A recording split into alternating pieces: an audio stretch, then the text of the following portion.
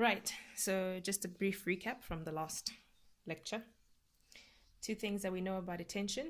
We define attention as focusing on or attending to the physical features of information that we get from the environment, focusing our awareness on what's going on around us. Two things that seem to be true about attention. Firstly, is that it's not limitless. We don't have a limitless amount of attention. There's a certain amount that we have to go around, and that means that we have to decide what we're going to pay attention to. So those are the two things. It's limited, and it's under voluntary control to an extent. It is selective. The question that arises when we start talking about attention as something that's selective is, when do we make that decision, and how do we get that done? So what seems to happen is that we focus our attention firstly either on the physiological features of information coming in from the environment. So we attend to the actual physics of what's happening around us. Is it loud? Is it bright? Or, colorful, sensory information. In which case, attention is paid on a physiological and a neurological level. The other way that we focus our attention is in relation to what is meaningful. That's always autobiographically focused. We focus our attention on what is relevant to us as individuals, what we think is the most important thing to pay attention to. So then we start by talking about one model for how attention works. We spoke about filter theory. Filter theory then argues that the first thing that we pay attention to, or the most important thing, is the physical features of the information coming in from the environment. But there's so much information that we get that we have to filter some of it out. That's filter theory. We make that decision quite early on about what to filter out. So the argument there is probably that we make that decision based on the physical features of the information. So strong information, things that filter through your senses very easily, is going to be stuff that you pay attention to first. And we saw with the experiments that are done around filter theory, around the listening to two different messages in your ears at the same time, we saw that there's a cost to switching between channels from one message to another message. The more frequently we have to switch, the higher the cost. We also saw that it's easier to switch our attention if the types of information are of a different kind. Then it's quite easy to switch your attention. But if you have multiple channels of information impinging on our awareness and they're all the same kind of information, it's quite difficult because they start interfering with each other. Okay, so that was filter theory. Filter theory argues that we decide to pay attention very early on in the information processing sequence. It's an early selection theory. The second model for how we pay attention is called attenuation theory. And a researcher called Anne Treisman came up with that theory. Attenuation theory is also thought of as an early selection theory, but to some degree it also incorporates aspects of later information selection. So Treisman argued that there are phases or stages to our attention process, and the stages are where we decide on what to focus on. So first off, we focus automatically. That's the first phase. We focus our attention on everything that's going on around us as much as possible. So in the automatic phase, what we try to do is we try to process all of the information from the environment in parallel, all at the same time. We try and keep the different channels distinct. After that, we make a choice. We then get into the selection phase. Once we've made a decision about what's important for us to focus on, then we focus on only that. piece of information, and we select that one for processing. What happens in attenuation theory is that once you've made a decision between what you're going to attend to and what you're not going to attend to, you have two competing channels of information. You have the attended message and the unattended channel or message. The unattended channel still gets through. This is what Treisman argues. It still gets through to your awareness, but it makes its way through in a much weaker form than the message that you are focusing on. So it's a weaker form, and therefore it doesn't demand as much conscious attention from us.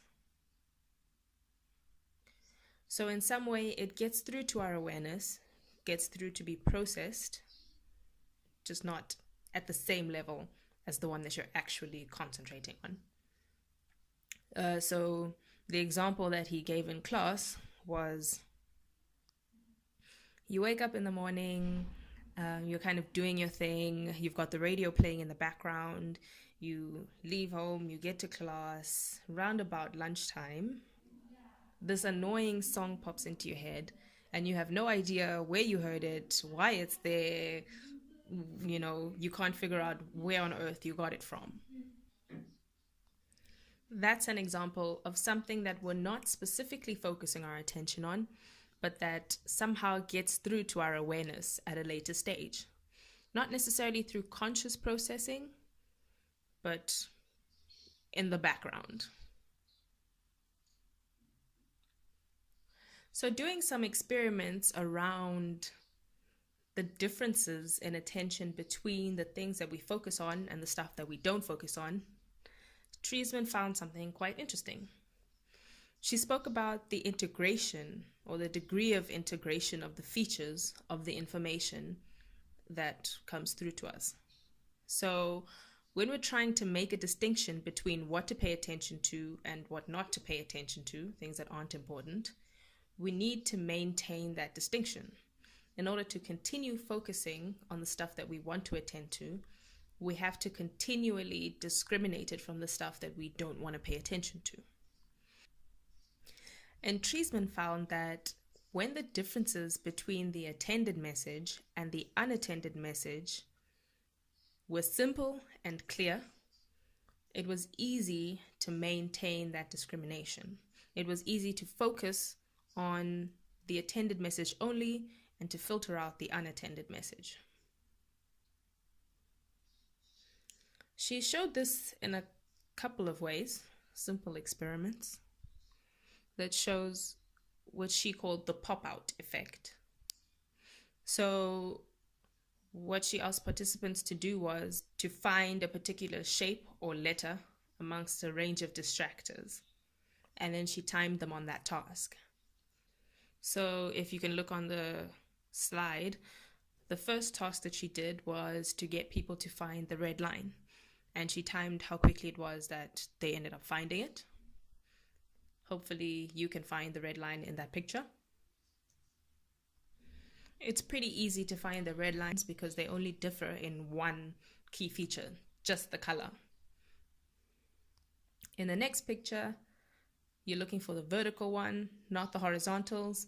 It's relatively easy because you're only focusing on one feature of those lines, whether it's vertical or horizontal. The thing that you want to focus on kind of pops out at you. That's the pop-out effect. But when there are multiple or overlapping features of information, when the thing you want to focus on and the things that you don't want to focus on share characteristics, then it becomes a little bit more difficult. The pop-out effect is less strong. It takes you longer to find the things that you are looking for. So here we have an example of a more difficult discrimination task. You want to look for the green X.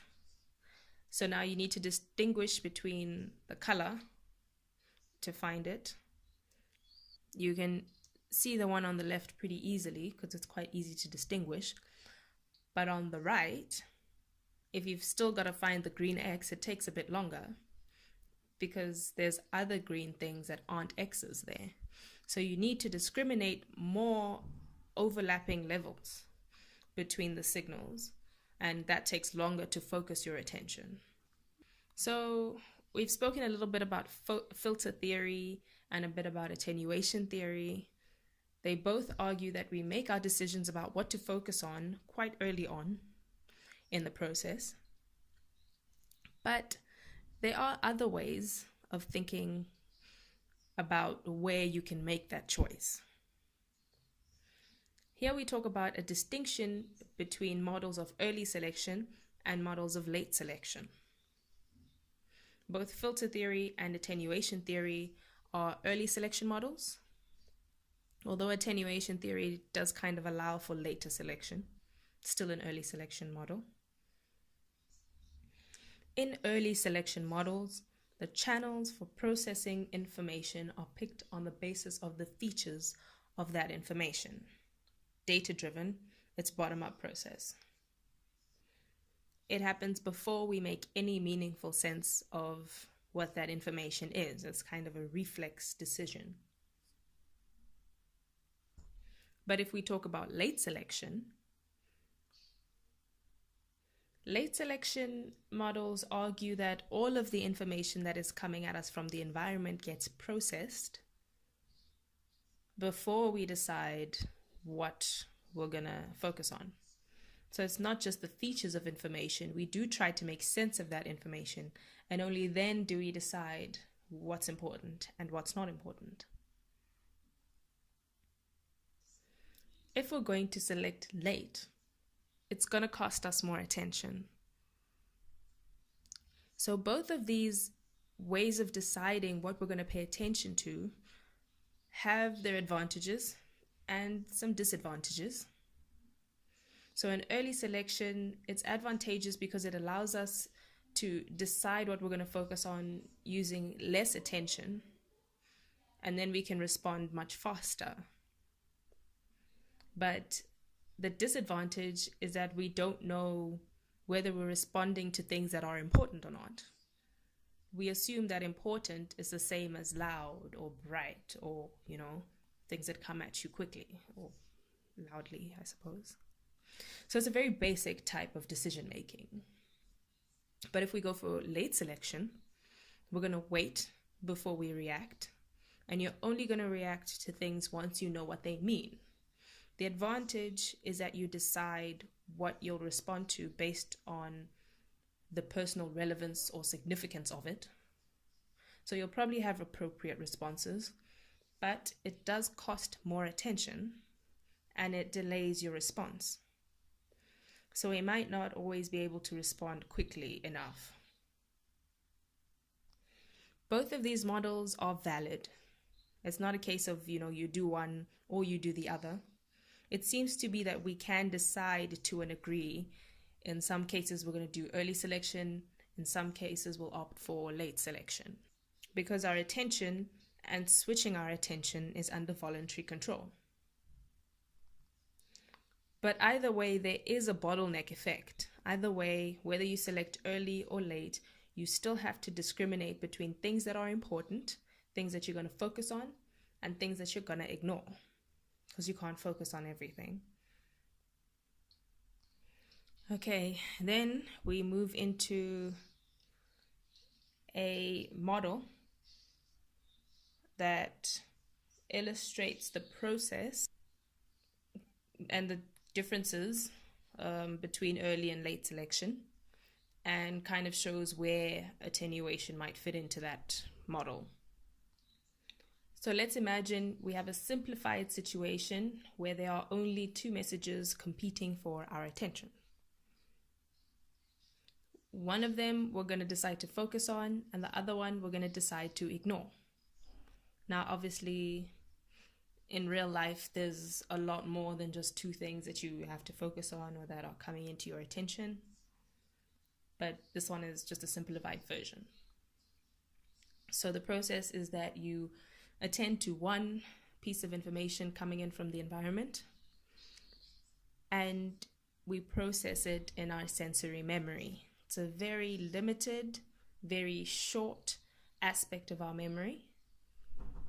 It only lasts a couple of seconds. This is where we develop a mental representation of sense information. So everything that comes in from the environment gets into our sensory memory for a very short period of time. In early selection, you focus on the one that you want to attend to, and that gets conveyed through to your working memory, and it's meaningfully processed. You make sense of it,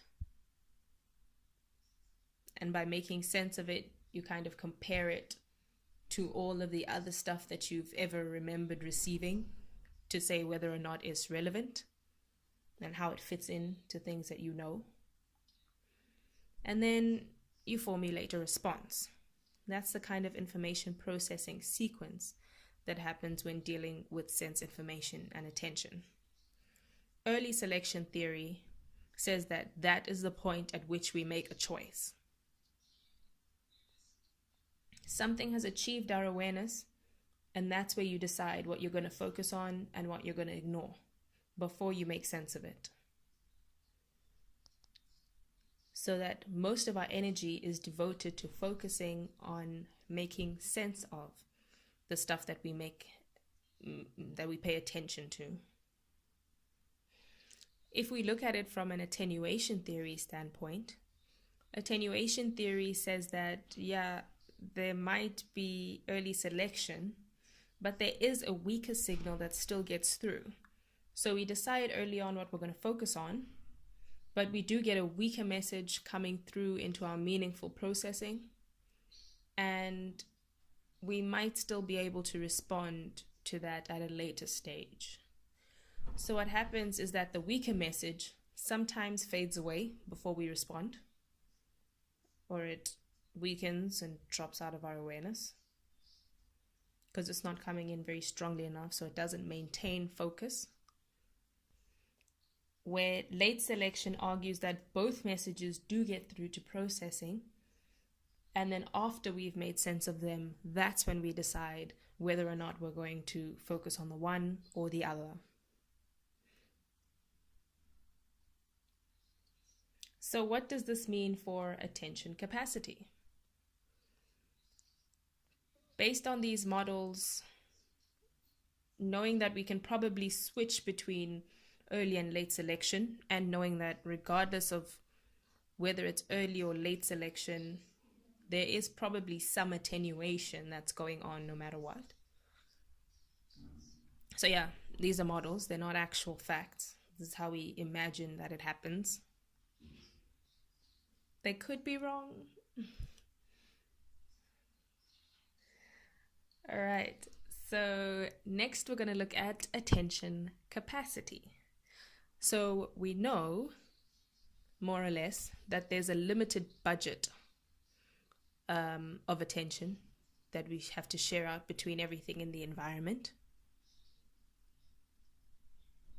One of the questions that arises from this is whether or not we share out that budget evenly between everything that comes in. And I think it's pretty clear that we don't.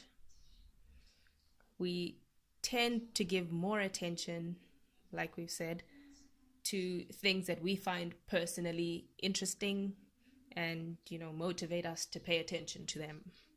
Because obviously it's us that are doing the experiencing of the world. So anything that we pay attention to must be in some way relevant to our experience.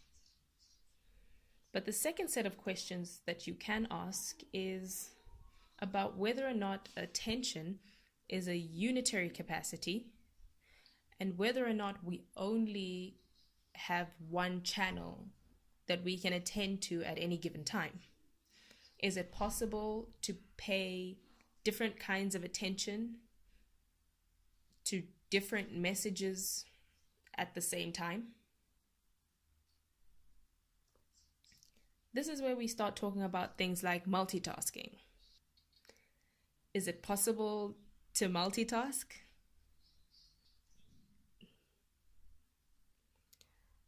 Not really. at least according to one perspective. And particularly with regard to the fact that multitasking actually is a thing. It might not be. What appears to happen is that how easily we can allocate attention resources seems to depend on the complexity of the tasks that we have to do and how familiar we are with those tasks. So the harder something is, the more attention you have to focus on it to be able to master it. And the newer something is, the more attention you have to focus on it. So if you're dealing with very familiar or very easy tasks, we generally don't pay them that much attention, and that frees up our attention budget to switch to something else. And that allows us to create the illusion of being able to do more than one thing at the same time. For example, walking and chewing gum. Both of those things are pretty basic. You learn how to do them pretty early on, and you master them easily. And it's well rehearsed. You don't have to focus on it very much, so you should be able to walk and chew gum at the same time. But walking and reading is entirely different. If you've tried it, you'll know that it's a little bit complicated. Not necessarily the walking part, but walking without bumping into things, you kind of need to be paying attention to your surroundings. Reading requires visual input, and both of those visual tasks conflict with each other. So when you try and walk and read at the same time, you'll probably notice that A, you're not reading as effectively as you should be, and B, you're not walking as quickly as you would without reading. So the two tasks that you're trying to do at the same time might interfere with each other. So your efficiency at doing those tasks is greatly lowered by doing them at the same time. So you're not truly multitasking because both of those tasks are kind of suffering in their efficiency. So what appears to be multitasking is actually just very quick switching between two tasks that you're attempting to do at the same time. So it's serial sequential processing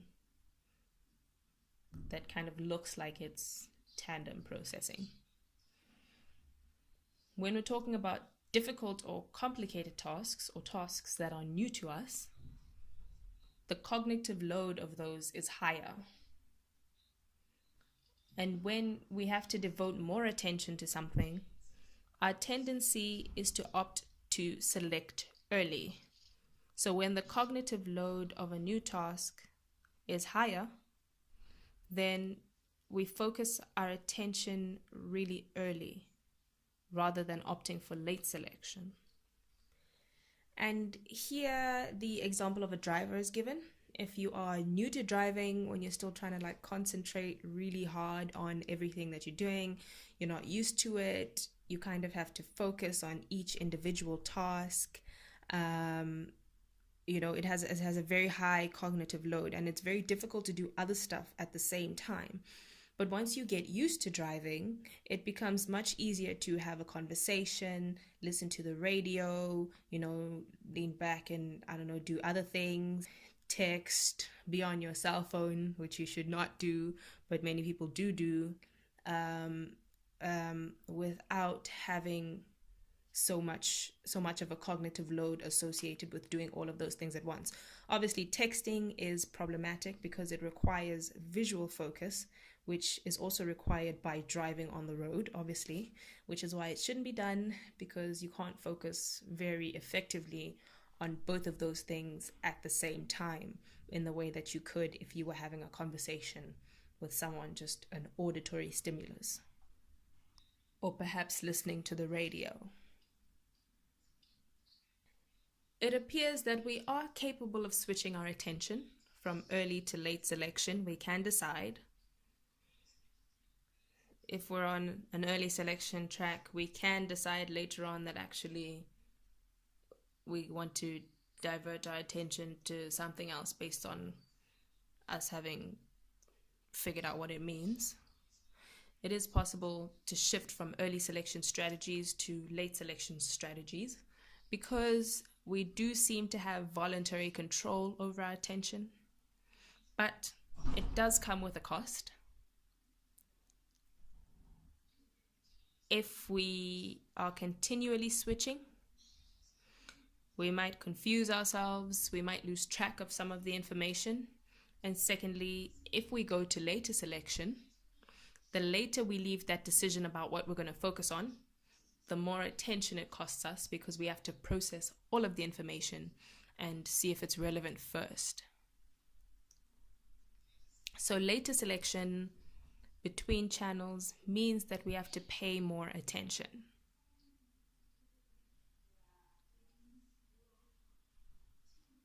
So then, where does that leave us for multitasking? The likelihood is that when we try to multitask, we're not going to do both of the tasks or all of the tasks at the same level of efficiency as if we were focusing on them properly. The likelihood is that we would also be needing to concentrate a lot harder. The other thing that we know about so-called multitasking is that very often the multiple things we try to pay attention to interfere with each other. And that has shown up on research that's been done on filter theory and attenuation theory. If the multiple sources of information that you're trying to process are of the same type, it's a lot more difficult to discriminate between the signals. And if there are overlapping features of the information, it's also a lot more difficult to discriminate between the two information types. The more similar the information we have to deal with, the more likely that the tasks start to interfere with each other, and that has an impact on our attention capacity and how well we're able to remember things.